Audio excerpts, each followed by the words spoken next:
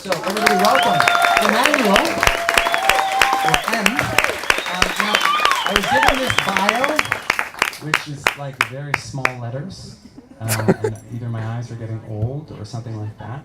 But suffice it to say, M is awesome, because I can't read further than that. He's a UX designer and a developer. He's Italian. You'll notice even if the mic disappears, his hands will keep going. It's a kind of national pastime.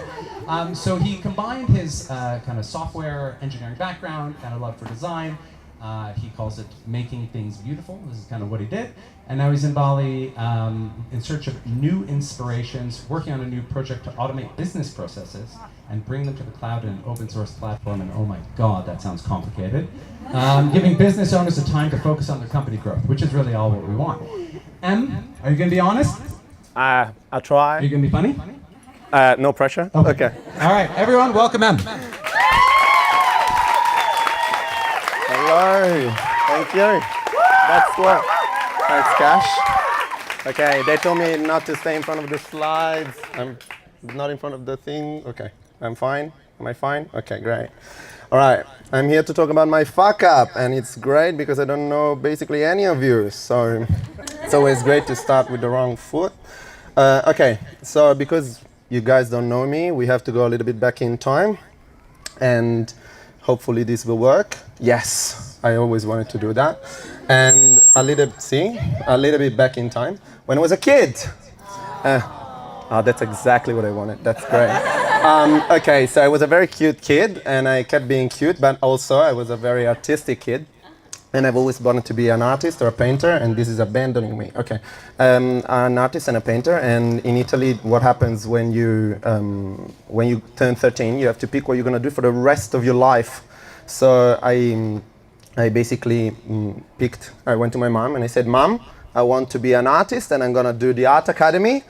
My mom was, she's Italian, and she reacted like I slaughtered my own family and stuff. So that was off the table. And my dad's in IT, and I was pretty good at math. So I'm like, let's do the second best thing. And I studied IT instead, which has nothing to do with art.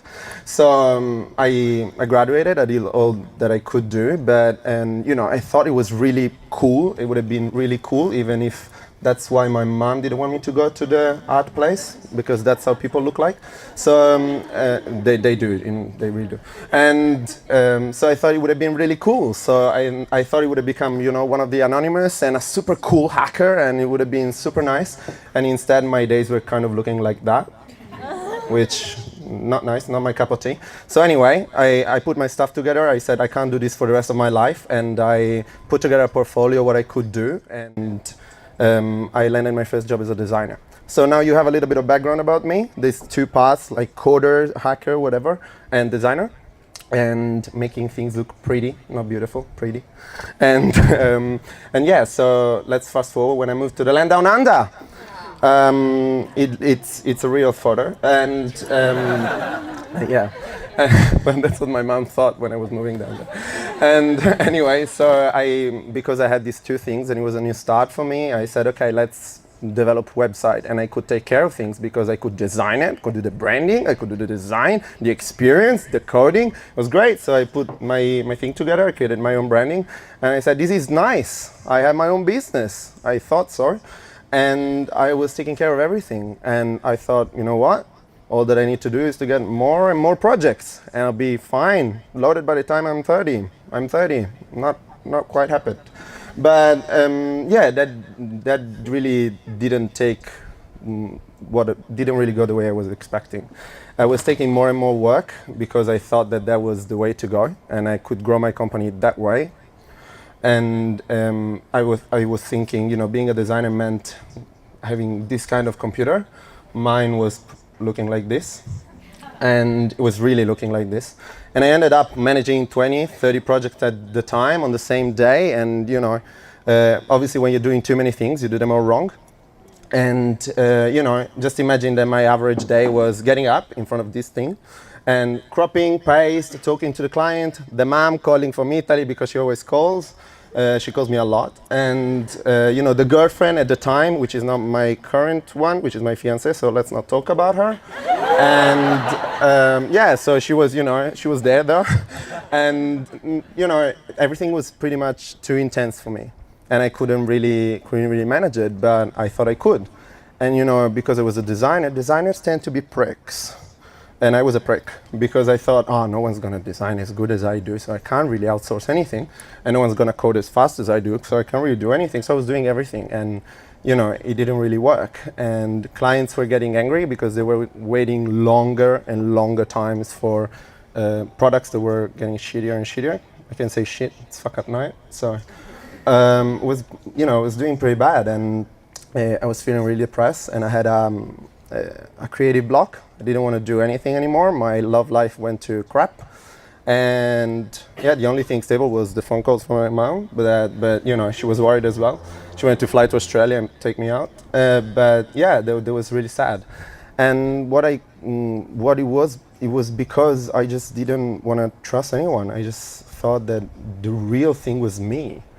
And like, dude, seriously, get over it. And what did I do? I put my shit together. And what did I do? Stop being a prick. So I thought that I could outsource some stuff, that there's people that are good out there aside me at my job, and there's people that are better than me. And I started to trust people. And at the end of the day, it was funny because as soon as I started to trust people, I'm like, oh, great. And then I was always up their bum, as we say. So basically I was paying them, but then I was over their shoulders just to tell them what to do all the time, which is basically useless. So I stopped that, and I really started to put everything together. And guess what? The company became a company, a real one, like a real proper one with a proper logo. The click's not working. Okay, didn't work. No, back to depression. Well, okay, so it doesn't like me, but that's the next project that is going to come in 3 minutes.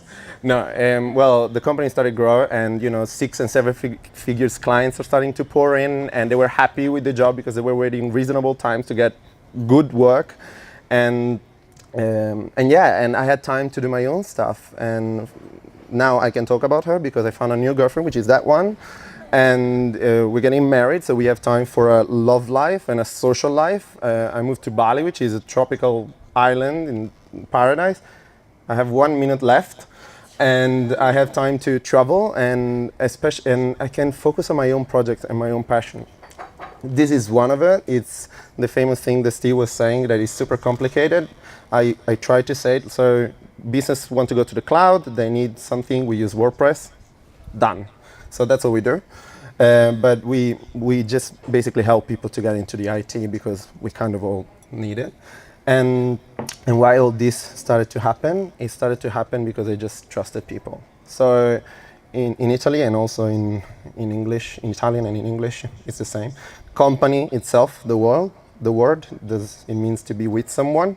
So if you find the right team, I found the right team, I found the right someones, and if you trust them enough, for me, and what it taught me is that is the only way to the top. Thank you.